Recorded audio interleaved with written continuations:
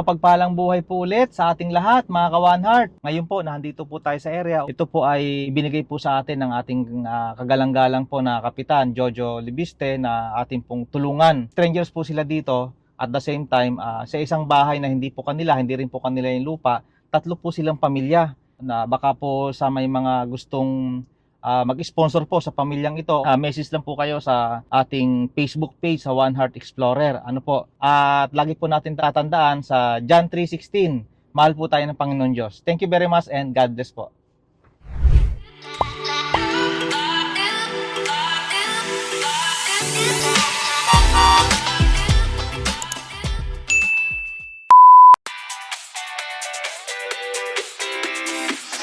Luz Biminda, ate, kamusta?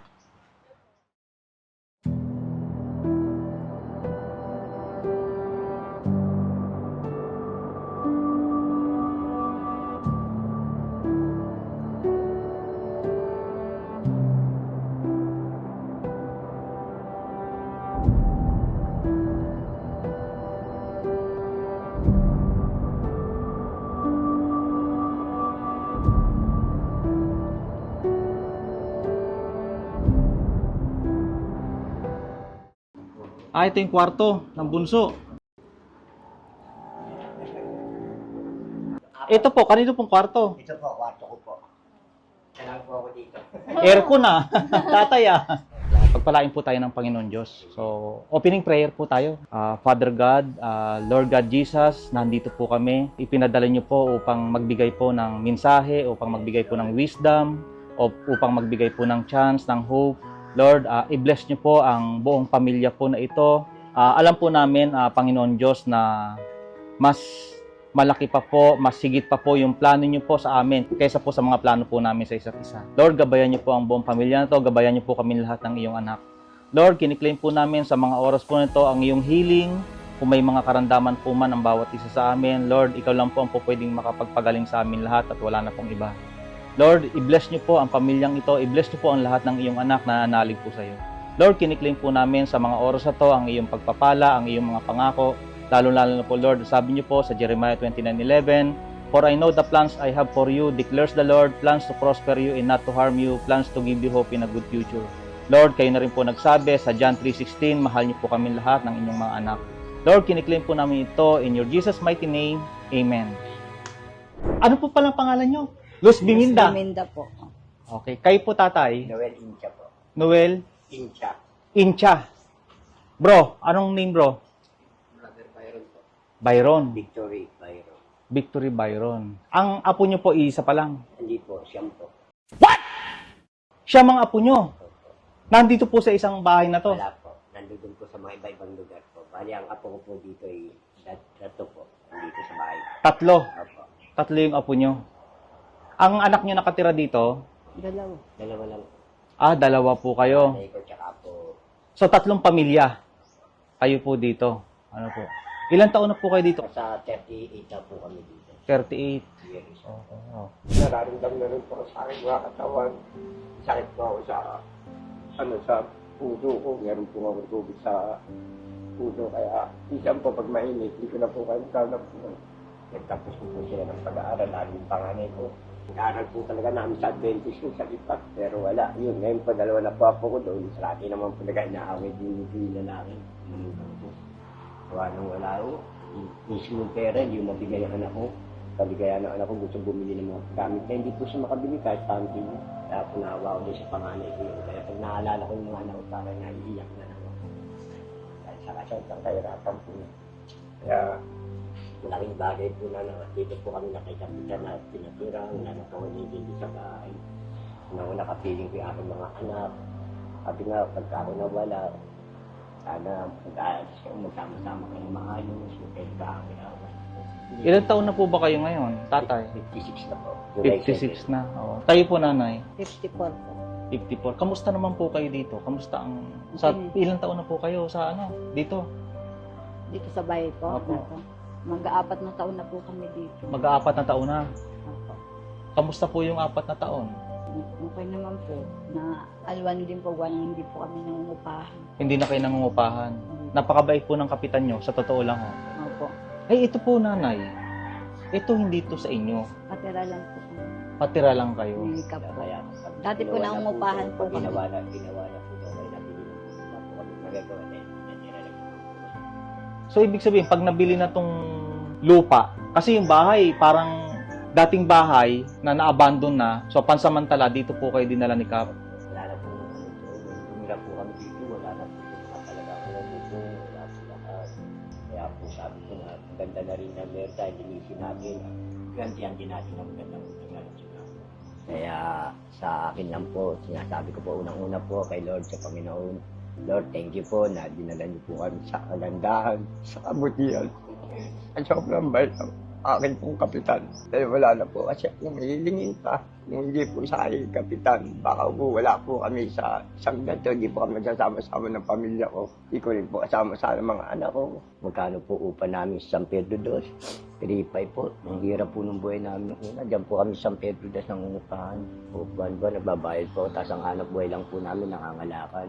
Minsan po awa ng Diyos, mahina. Minsan naman po, malakas din po. Kumakain naman din po kami kahit awa ng Diyos 3 beses maghapon po. Ang pinoproblema ko lang po minsan, siyempre yung mga anak ko, minsan umiling din sa akin ng daing. Wala pong datos ang apo ko. Sabi ko nga, nag-aaral kayo. Nagtatapos ko kayo. Mag-asawa kasi kayo maaga. Tulad ng anak kong isa, nag-asawa ko 17. Kaya, Bata pa. Ilan po ba anak mo? 6 po. Ang panganay nasa... 3. Yung kanina po nasa Pangilang ka, bro? Pangalawa po. Pangalawa ka sa... Yung kanina po, yung nasa lubong niyo po kanina, yung panganay ko. Yun po ang isa rin ko pong panganay awa ng Diyos. Wala pong busy yun. Hindi po naninigarilyo, hindi po. At kaya din po nito. Kaya po kasi palibasan, na kay Lord po siya, nagsisimba po. Importante sa Panginoon.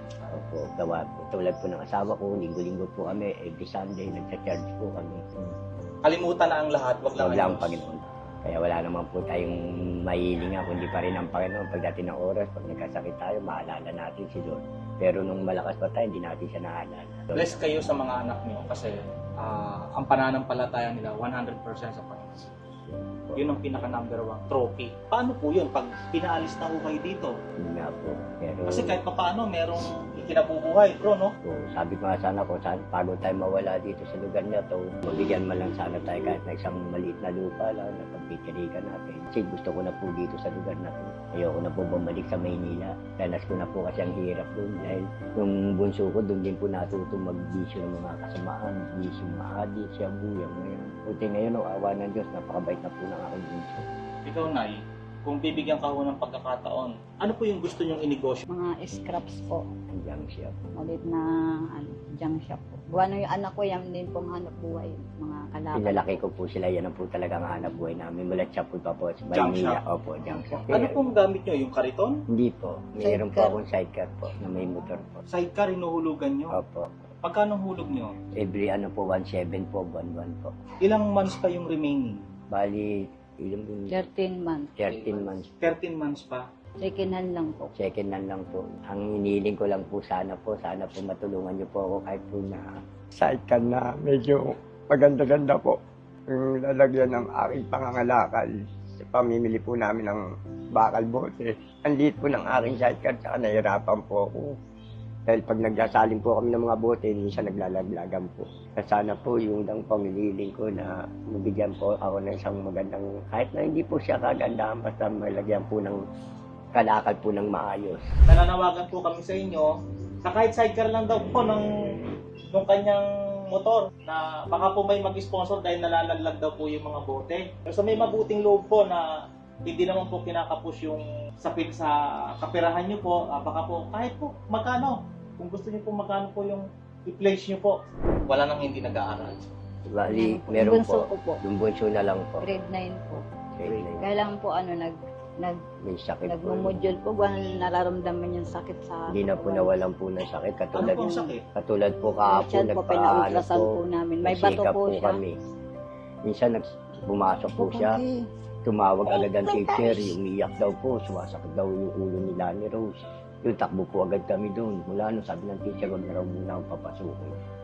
Una po yung pina-check up namin yung tenga. Gawa ng butas po yung eardrum niya. Ano na rin po namin yung pina-CT scan sa ulo. Gawa ng lagi po nakakiro. Ang dami pong sakit ng bata niyo. Gusto ko lang po mapagamot yung anak ko. para po makapag-aral na po siya ng tuloy-tuloy po. Humingi lang po ng kaunting tulong para sa mapagamot ko na yung anak ko. Sa akin po naman mga apo, sana po yun lang po ang aking hiling dahil sa sobrang hirap din po ng kanilang magulang. Hindi po nila masuportahan din ang aking apo sa mga gatas po.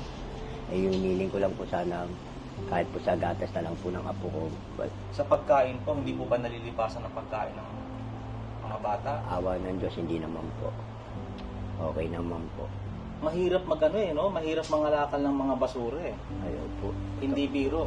Kasi sa tipas ako, ganyan din nagagawa ko. Kami po ng Buti misis garapan. ko, pag duwa ko, nadala po kami sa may mga basura, dinadampot po namin mga lalata-lata. Pero nagpapaalam po muna kami sa isang katulad po niya, katulad dito San Pedro 1. Pupunta po muna kami sa barangay, Kap, magandang umaga po. Pwede po ba kami mamili po dito sa lugar niyo po? Pwede po ba kami mga lakal? Kasi bawal na po ngayon ng mga namimili na walang Permit. ID, walang permit. Hindi Walang na po. abiso ng kapitan. Opo, bawal na po. Kaya ako napapasama po. Dahil yung iba, basta lang po dampot ng dampot. Tulad niya, makakita ng kardero, mga kaserola. Dadamputin. Basta na lang yung dinadampot, nilalagay sa sako. Ang tingin tuloy sa aming mga magbubuti, magnanakaw po. Kaya yun lang po hinihiling ko. Sana yung mga tulad namin na pumaparehas, sana naman maging ganun din po sila para naman kasi napakahirap naman ipapakain mo sa pamilya mo galing sa nakaw. Napagbintangan pa nga po ako dito. Alam po ni Kapitan niya, nagnakaw daw po ako ng siyam na manok. Diyan daw sa poultry yan.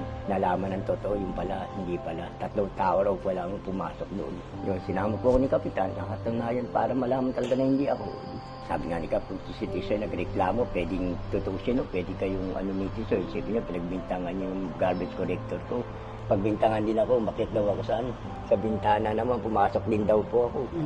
Pero awa ng Diyos, kahit po anong bintana, sabi ko ang Panginoon po ay kising naman at nakikita naman ko ano ang totoo. Ako ay nagpapasalamat sa Panginoon talaga.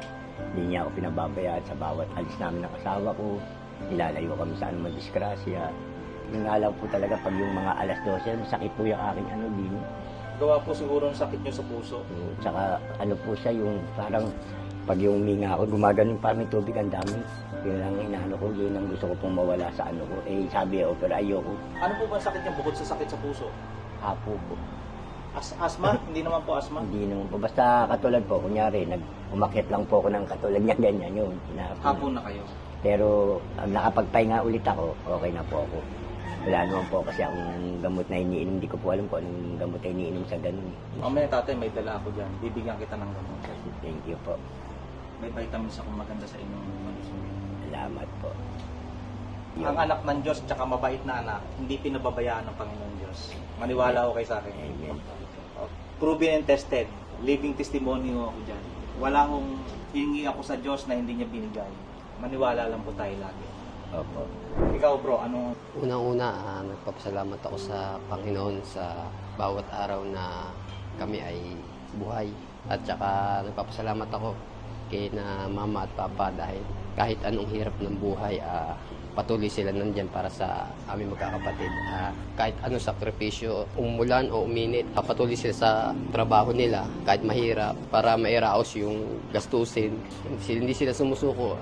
Napakasipag ng aking mama at papa. Bilig na sa kanila ang mga tao dito dahil sabi yung papa mo o mama mo, kahit sa initan, sa ulan, patuloy sila sa katatrabaho para sa inyo. Kaya sabi ng iba, hanggat nabubuhay ang mama at papa nyo, ibigay nyo sa kanila yung pagmamahal na hindi nila nararanasan. Ang pangarap ko po talaga na kahit hindi kami dito, lagi ko po pinagpe-praise sa Panginoon na bigyan kami ng bahay kahit yung tama lang, hindi naman gaanong kalaki. Yung tama lang yung magsasama-sama kami. Yung masaya kami na sama-sama sa bahay na yun.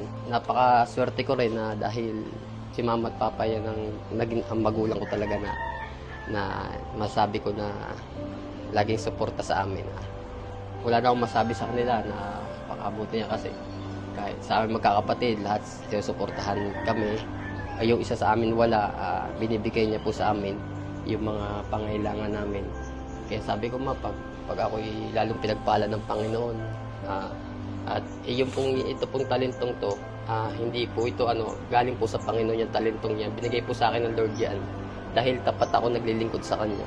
grabe po pananampalataya ko sa Panginoon. Ako po namimili rin po ako ng scrap noon at nag-contraction din po ako, hindi po sa po kinikita ko dahil may pamilya po ako, may anak na rin po ako, yung mga gastusin po. Sabi ko, Lord, hindi ko po alam gagawin ko saan po kukuha ng ano. Pero binigyan po ako ng talento ng Panginoon, yan pong paggagawa ng appliances. Yan, natutunan ko po yan. Ganyan, ayos naman po ang kita. Sabi ko, pag yan ako pinayaman ng Lord, papagawan ko si mama papa ng bahay. Kaya napaka grabe yung blessing ng Panginoon. Sabi nga, huwag ka lang bibitaw sa Panginoon. May gagawin ng Panginoon sa buhay mo na hindi mo inaasahan. Talagang ang Panginoon ang dapat unahin palagi. Kasi yung bagay na yan, sabi nga, lahat ng bagay na yan, kayamanan na yan, walang kabuluhan yan kung wala kang Diyos sa buhay mo. Napakabuti ng Panginoon. Kaya sabi ko sa akin sarili, habang ako nabubuhay, paglilingkuran ko ang Panginoon. Kahit hindi man ako mayaman, pero mayaman naman ako sa Panginoon. Yes, amen. Iwan man tayo ng lahat, pero ang Diyos na natiling nandyan yan para sa atin. Hindi niya tayo iwan. Grabe ang pagmamahal ko sa Panginoon. Grabe ang pag-ibig niya sa akin. Mag-isa aking pamilya, hindi pinabayaan. Grabe, napakabuti ng Panginoon sa amin. Kahit ganito kami, ganito ang buhay namin. Pero may Diyos naman kami sa aming buhay. Hindi kami nandyan palagi para hindi kami pabayaan. Mapa, mahal na mahal ko kayo. Kahit anong mangyari, dito ako para sa inyo. Dito kami mga anak nyo. Habang kami narito, tutulungan ko kayo hanggat kaya namin, hanggat may tutulong kami. Salamat sa simula ng bata hanggang sa paglaki. Hindi nyo kami pinabayaan. Salamat, ma. Mahal na mahal ko kayo. Una-una, galing po to sa Panginoon Diyos. Thank you po. Thank you. Sadya ho talaga mabait ang ating Ama. So, pagdamutan nyo na po, ano po? Salamat po. Thank you po. Ito po ay sponsor ng ating kapitan na si Melchor Hernandez po ng Barangay Santiago. Siya po yung nag-pledge po nito. Ito po ay sponsor naman ng Chantal Direct Sales. Ito po ay vitamins tsaka sabon. Tay, ito po yung vitamins. Vitamin C. Bro, kailangan mo to.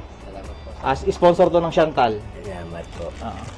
Tay, ito yung bagay sa inyo. Vitamin C na alkaline, magnesium. Ay, Apo, sponsor po yan ng Crown Dynamic. Bro, ito sa'yo, bagay ito sa'yo. Pampalakas ng katawan. Baka masundan pa si baby ha, dandahan ha. yeah, boy. O nanay. Ha? Nasa si baby? Baby, halika. Dali, may chocolate. Ano sabihin? Thank you po. Ano sabihin po? Sa mga apo nyo po, nanay, babasahin nyo po ito ho.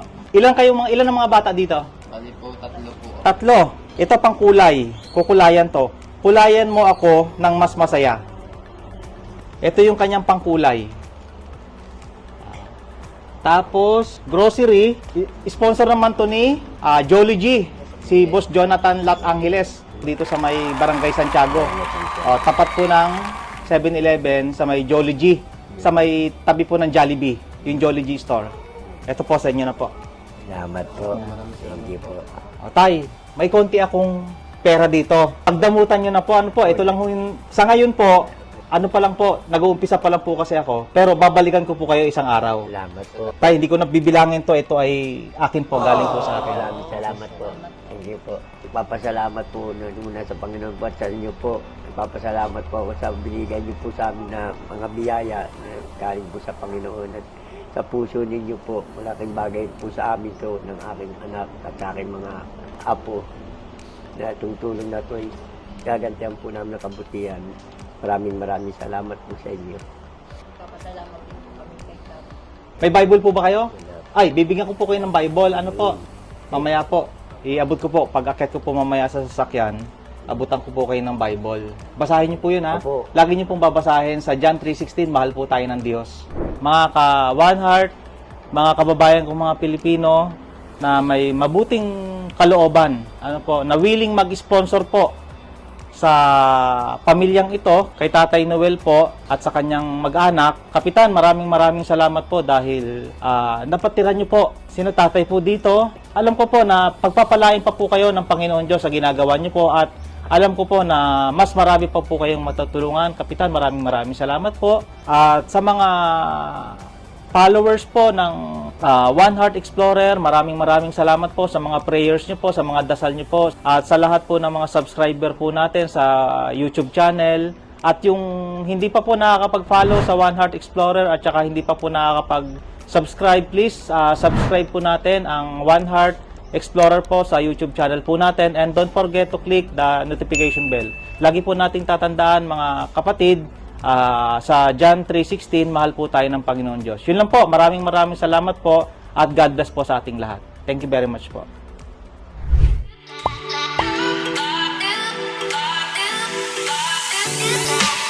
Bye.